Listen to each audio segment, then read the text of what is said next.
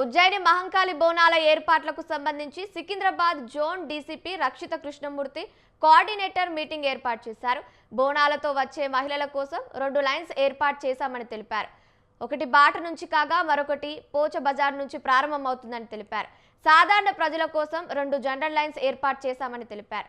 Pass ఉన్న వాళ్ళ కోసం మరో ప్రత్యేక లైన్స్ ఏర్పాటు చేస్తామని డీసీపీ రక్షిత ప్రకటించారు. రంగం రోజు స్వర్ణలత కోసం ప్రత్యేక భద్రతను ఏర్పాటు చేస్తామని ప్రకటించారు.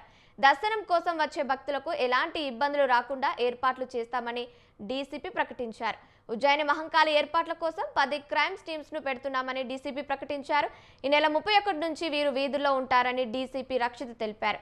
వీఐపీలు వచ్చిన సందర్భంలోనూ సాధారణ ప్రజలను ఆపకుండా దర్శనం కల్పిస్తామని డీసీపీ రక్షిత తెలిపారు.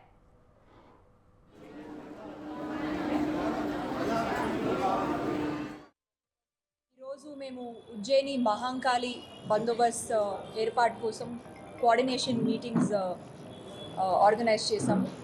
ఉదయం నుంచి జోగినీస్ శివశక్తి వాళ్ళతోటి కోఆర్డినేషన్ మీటింగ్, వాళ్ళకు కొన్ని సమస్యలు, అది కూడా కొన్ని రెమెడీస్ మేము తీసుకొని వచ్చాము. కొన్ని టైమింగ్స్ గురించి అడిగారు. వాళ్ళు కొంత టైమింగ్ ఫిక్స్ చేసి ఈ టైమింగ్లో వాళ్ళు వస్తారు. బికాజ్ వాళ్ళు చాలా డ్రెస్అప్ చేసుకొని మళ్ళీ ఉపవాసంతో వాళ్ళు వస్తారు. సో వాళ్ళకి సెపరేట్గా బాటా సైడ్ నుంచి ఎంట్రీ ఉంటుంది. వాళ్ళు కోరుతున్నది 1 to 3 టైమింగ్ వాళ్ళకి అనుకూలంగా ఉంటుంది అని చెప్తున్నారు. సో ఆ టైమింగ్ మేము ఏర్పాటు చేస్తున్నాము.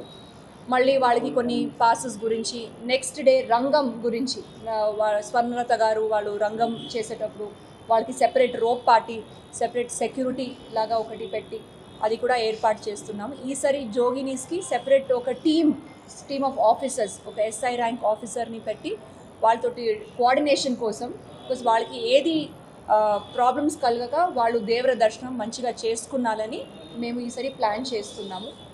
ఈరోజు మేము ఉజ్జయిని మహంకాళి బందోబస్త్ ఏర్పాటు కోసం